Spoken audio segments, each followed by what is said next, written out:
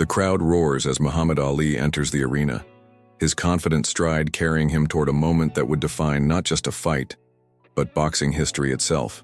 The year is 1973. Madison Square Garden vibrates with anticipation as ticket holders stand on their feet.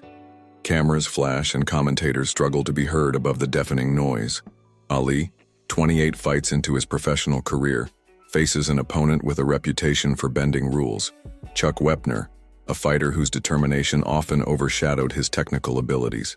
What nobody knows yet is that this fight will reveal a side of boxing that many prefer to ignore and demonstrate why Ali was called the greatest, not just for his skill, but for his integrity. "I'm gonna show this chump what happens when you try to play dirty with Muhammad Ali," he announces to reporters as he approaches the ring, his eyes locked on his opponent with laser focus. The statement seems like typical Ali bravado to the journalists frantically scribbling notes, but those close to Ali's camp had heard rumors. Wepner had allegedly been seen discussing dubious tactics with his cornermen during training. Ali's trainer Angelo Dundee had warned him, "Watch your eyes tonight, champ, this guy's desperate." The referee calls both fighters to the center of the ring. As customary, he recites the rules, emphasizing clean fighting. The camera zooms in on Wepner's face, revealing a slight smirk as the referee mentions no rabbit punches or holding. Ali notices too, his eyes narrowing. Something feels off.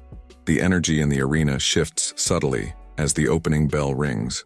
Ali bounces on his toes, his famous shuffle teasing Wepner as they circle each other, sizing up their options.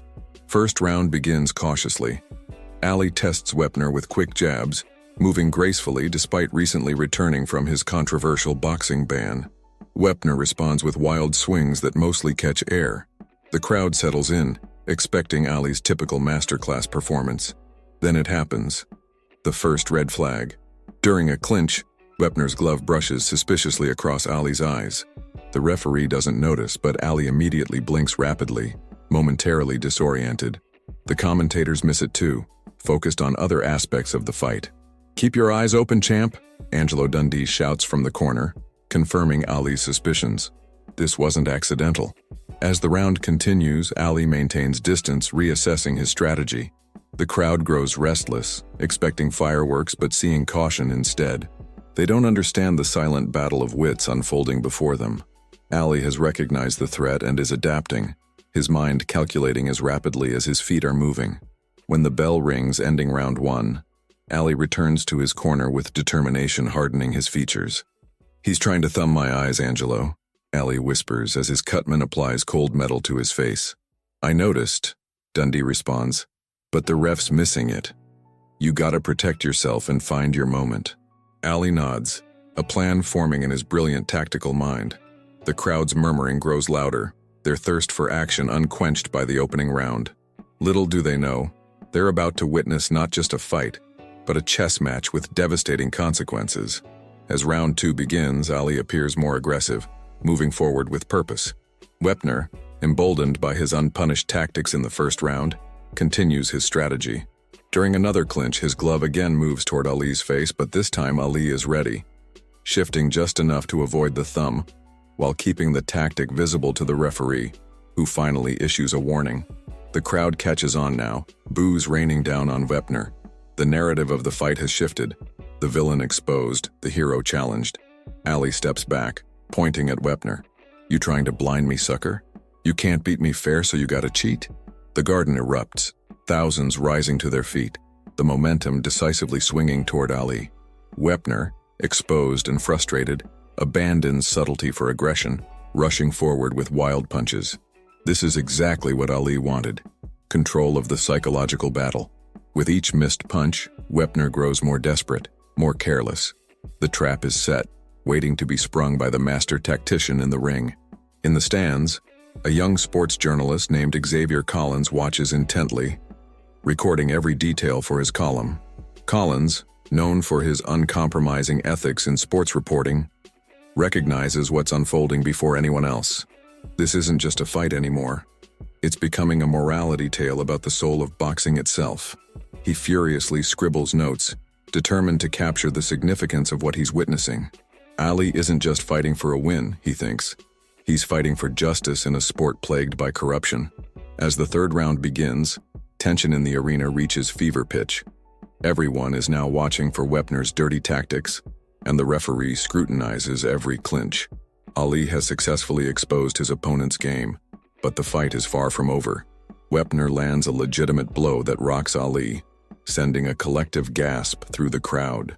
For a moment, it seems the momentum might shift again. Ali stumbles back, touches the ropes, but recovers quickly. The message is clear. Cheating or not, this fight remains dangerous. The fourth round begins with Ali surprisingly backing into the ropes, seemingly tired or hurt. Wepner, sensing opportunity, charges forward like a bull seeing red. The crowd holds its collective breath, thousands of spectators wondering if they're about to witness the unthinkable. Muhammad Ali defeated by a fighter who moments earlier had been exposed as a cheat. Xavier Collins grips his notepad tighter, his knuckles white with tension. "He's got him now," someone shouts behind Collins. But the experienced journalist knows better. He studied Ali enough to recognize the gleam in the champion's eye. This isn't fatigue, it's strategy. "Watch carefully," Collins whispers to himself. He's setting the trap. Ali's back is against the ropes, his gloves high protecting his face as Wepner unleashes a barrage of punches. Some land on Ali's arms and shoulders, but few connect cleanly. The crowd counts each blow, believing Ali is taking punishment, missing the subtle movements, how Ali's eyes never close, how his legs remain bent and ready, not stiff with exhaustion. This is the rope-a-dope in its early form, though not yet named. Ali is letting Wepner punch himself into exhaustion. "Keep throwing, chump," Ali taunts between Wepner's labored breaths. "You still can't hit me clean." The psychological warfare continues as Wepner, frustrated by Ali's taunts and his own inability to land decisive blows, grows increasingly reckless. His form deteriorates, punches becoming wilder, breathing more labored. Ali's strategy is working perfectly. Wepner is exhausting himself against Ali's defense. Xavier Collins notices something nobody else seems to catch. Ali is actually instructing Wepner on proper boxing technique between punches. "Straighten that right hand," Ali says during a clinch, then follows with, "Tuck that chin, you're open." It's both psychological warfare and a display of Ali's deep respect for boxing itself. Even while battling a cheating opponent, he remains a teacher of the sweet science. After nearly 2 minutes of Wepner's unanswered assault, a subtle shift occurs. Ali's eyes narrow, his stance changes imperceptibly. Wepner, arms heavy from throwing so many punches, drops his guard slightly. Angelo Dundee sees it from the corner and gives a subtle nod. The moment they've been waiting for has arrived. With lightning speed that belies his previous defensive posture, Ali pushes off the ropes. His famous shuffle creates the perfect angle as he unleashes a right hand that seems to start from the floor. The punch connects with devastating precision on Wepner's jaw. The sound echoes through Madison Square Garden, a clean, textbook cross that lands with such perfect timing that Wepner's feet actually leave the canvas. Time seems to slow down as Wepner's body falls backward, gravity claiming him in what feels like slow motion. The arena goes completely silent for what seems like an eternity, then erupts into chaotic noise as Wepner crashes to the canvas. Ali stands over him momentarily, not in arrogance but in confirmation of justice served, before walking to a neutral corner as the referee begins the count. 1, 2, 3. The referee's count hardly registers over the deafening roar of the crowd. Xavier Collins has abandoned all pretense of journalistic detachment, standing on his chair alongside thousands of others, witnessing boxing history. 4, 5, 6. Wepner stirs, attempting to reach for the ropes, but his body betrays him. 7, 8. With tremendous effort, Wepner rolls onto his knees, his gloves pushing against the canvas. 9. The referee bends close, looking into Wepner's eyes. Wepner manages to get one foot under him, but as he attempts to rise, he pitches forward again, his equilibrium completely shattered by Ali's perfect punch. 10. The referee waves his arms, signaling the end of the fight. Muhammad Ali has won by knockout in the 4th round. The garden explodes in celebration as Ali raises his gloves, his face a mixture of satisfaction and respect. He's not just beaten an opponent. He's overcome dirty tactics with skill, strategy, and one perfectly timed punch. Boxing purists in attendance recognize they've witnessed something special. A moment when the sport's integrity was on the line and was defended by its greatest champion. Xavier Collins pushes through the crowd toward ringside, determined to capture Ali's words for his column. As Ali gives his post-fight interview, Collins positions himself close enough to hear every word. "He tried to thumb my eyes because he knew he couldn't beat me fair," Ali tells the reporter, his voice carrying through the arena. "But I showed him and everybody else. You can't cheat the greatest. Boxing is about skill and heart, not dirty tricks." After the official interviews, Collins manages to ask Ali a question directly. "Champ, when did you know you had him? Was it all about that one punch?" Ali looks at the young journalist, recognizing the genuine passion for boxing in his eyes. "Young man, it wasn't about one punch," Ali replies, his voice softer now, meant for Collins rather than the cameras. "It was about patience. I knew from round one what he was trying to do. I could have complained, could have gotten mad, could have fought dirty right back. But that ain't boxing and that ain't me. I waited for the perfect moment to show him what real boxing looks like. Sometimes justice takes a few rounds, but it always comes for those who wait for it." Collins nods, scribbling the quote that would become the centerpiece of his most famous column, one that would later be referenced in countless boxing documentaries. As Ali walks away, surrounded by his entourage, Collins understands he's witnessed more than a boxing match. He's seen a demonstration of character that transcends sport. In the locker room afterward, doctors check Ali's eyes for damage from Wepner's attempted fouls. Finding none, they clear him to celebrate with his team. Angelo Dundee pats Ali on the shoulder. "You taught him a lesson tonight, champ. That punch was perfect." Ali smiles, unwrapping his hands. "I didn't just teach him, Angelo. I taught everybody watching. That's what matters." His words prove prophetic. The fight becomes notorious not for the attempted cheating, but for how Ali overcame it with skill and integrity, reinforcing his status not just as the most talented boxer of his generation, but as its moral compass as well. 3 weeks after the fight, Xavier Collins sits in his modest apartment overlooking Central Park, the morning light streaming through half-drawn blinds as he types the final sentences of his retrospective piece on the Ali Wepner bout.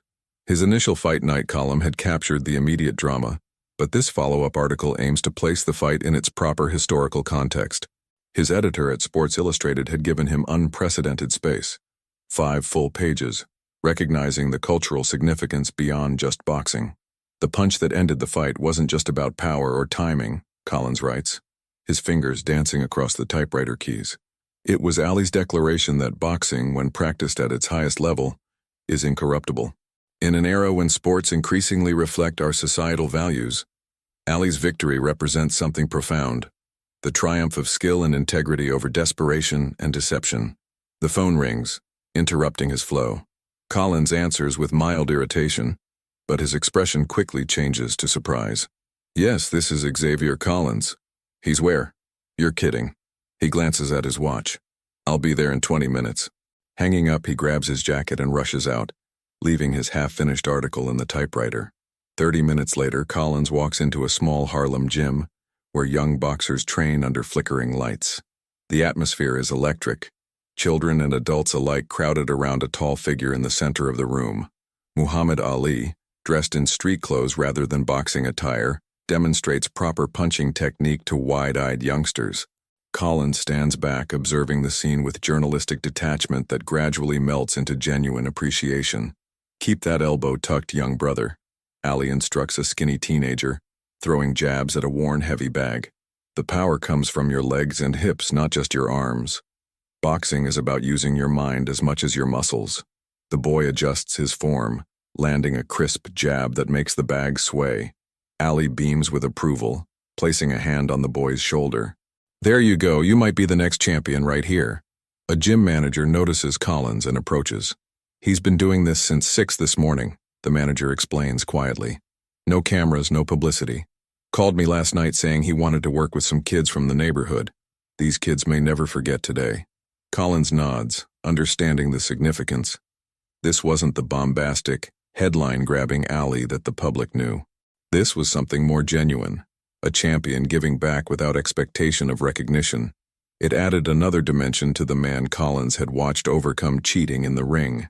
After an hour of instruction, Ali notices Collins and waves him over with a grin. "Hey, writer man, you following me around now?" His tone is playful, his energy seemingly inexhaustible despite the morning's activities. Just heard you were here, Collins responds. Didn't expect to find the heavyweight champion teaching kids for free on a Wednesday morning. Allie's expression becomes more serious. These kids need to learn early what I had to learn in that ring against Wepner. Life ain't always fair. People will try to thumb your eyes when the referee ain't looking. He gestures toward the teenagers now sparring under supervision. But I want them to know they don't need to cheat to succeed. Skill beats shortcuts every time. While Collins recognizes the perfect ending for his article forming before his eyes. Mind if I quote you on that, champ? That's why I called your newspaper and told them where I'd be, Allie says with a wink. His strategic mind evident even outside the ring. I read your fight night piece. You understand what happened wasn't just about boxing. It was about principles. The conversation is interrupted by a young boy, no more than 8 years old, tugging at Ali's sleeve. Mr. Ali, can you show me that punch again? The one that knocked out the cheater? Ali laughs, ruffling the boy's hair. Sure thing, little man. He turns to Collins. See? They always remember the knockout punch. But you and me, we know it was all the rounds before that made it possible. Ali spends another hour at the gym, working with each child individually, correcting techniques, offering encouragement, occasionally demonstrating the famous combinations that had made him champion. Collins watches, taking mental notes, seeing the thread that connects Ali the boxer with Ali the man, both guided by a moral code that transcends sport. As the session winds down, Ali approaches Collins one last time. Your article got one thing wrong, writer man. You said I was fighting for boxing's integrity. That's true, but incomplete. He pauses, making sure Collins is listening carefully. I was fighting for something bigger. Every time I step in that ring, I'm fighting for all these kids. So they can see that excellence doesn't need cheating. That principles matter more than shortcuts. You understand? Collins nods, genuinely moved. I understand, champ, and I'll make sure my readers do too. As Ali prepares to leave, he's swarmed by children asking for autographs. He patiently signs each one, taking time to look each child in the eye, to make a personal connection. Collins observes that Ali remembers every name after hearing it just once. Another demonstration of the mental sharpness that complements his physical gifts. Outside the gym, as Ali slides into the back seat of a Cadillac, he rolls down the window for one final exchange with the journalist. Hey Collins, you know what the real lesson of that fight was? His eyes twinkle with the wisdom that made him more than an athlete. What's that, champ? Collins asks, notebook ready. Patience. Wepner thought he could take shortcuts to beat me, but I knew if I stayed patient, boxing itself would deliver justice. He taps his temple. The greatest weapon in fighting, and in life, ain't your fists. It's knowing when to use them. As the car pulls away, Collins watches until it disappears around a corner. He has his ending now, the perfect concluding note for his article. Walking back to his apartment, he reflects on the dual nature of Ali's legacy. The fighter who could knock out opponents with a single perfect punch, and the man who understood that true greatness lies in how you conduct yourself when no one is watching. 6 months later, on a crisp autumn evening, Xavier Collins sits in a crowded auditorium at Columbia University. The panel discussion titled Ethics in Sports Beyond Winning and Losing has drawn a diverse audience of students, athletes, and journalists. Collins, now recognized for his Ali retrospective series, has been invited as a featured speaker alongside coaches, former athletes, and sports psychologists. When it's his turn to speak, Collins adjusts the microphone and surveys the attentive faces before him. I want to take you back to Madison Square Garden, to a moment when boxing stood at a crossroads, he begins. A moment when Muhammad Ali faced not just an opponent, but a choice that would define his legacy beyond championships and knockouts. He recounts the fight against Wepner, describing the attempted eye gouging, Ali's strategic patience, and the perfect punch that delivered both victory and vindication. The audience listens intently, many hearing the full story for the first time. Collins doesn't just describe the physical exchange, he articulates the moral dimensions of what transpired that night. What struck me most, Collins continues, wasn't Ali's physical prowess, impressive as it was his restraint, his refusal to descend to his opponent's level. He could have complained excessively to the referee, could have retaliated with his own fouls, could have let frustration compromise his technique. Instead, he elevated himself and, by extension, elevated the sport itself. A student raises her hand during the question period. Mr. Collins, Do you think athletes today feel the same responsibility to their sports that Ali showed that night? Collins considers the question carefully. Some do, certainly. But we've created a sports culture where winning often overshadows how you win. Ali understood something profound, that how you win defines what the victory means. His legacy endures not just because of what he accomplished, but because of how he accomplished it. After the panel, as attendees mingle over refreshments, Collins feels a hand on his shoulder. He turns to find a familiar face, Angelo Dundee, Ali's trainer, who had listened from the back row. "You captured it, kid," Dundee says with approval. "Most people just see the knockout highlights. They miss the chess match that happens before the decisive move.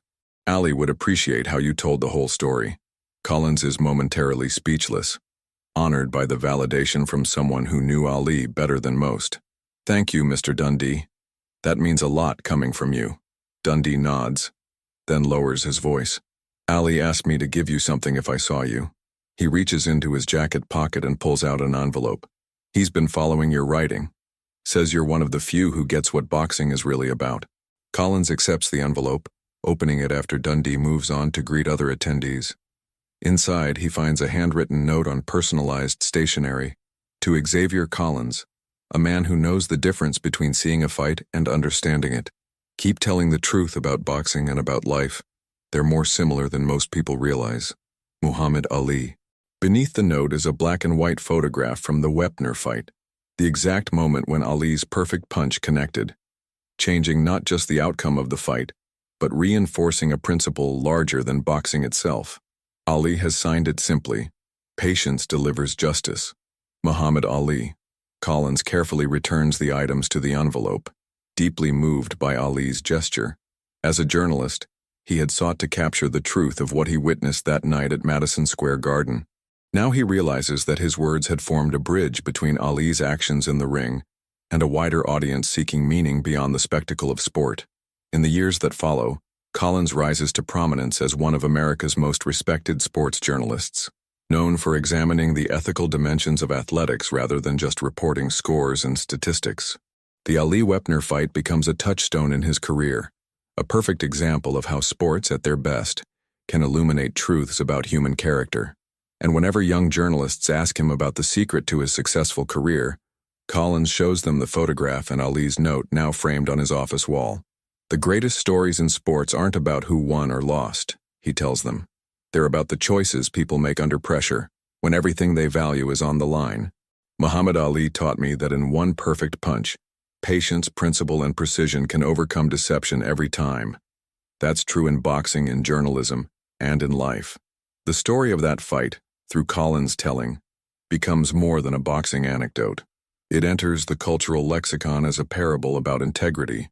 And somewhere, Muhammad Ali smiles, knowing that his victory that night continues to teach new generations about the power of doing things the right way, even when no one would blame you for taking shortcuts. The lesson endures, landing with the same impact as that perfect punch delivered years ago in Madison Square Garden, changing outcomes and inspiring excellence in equal measure.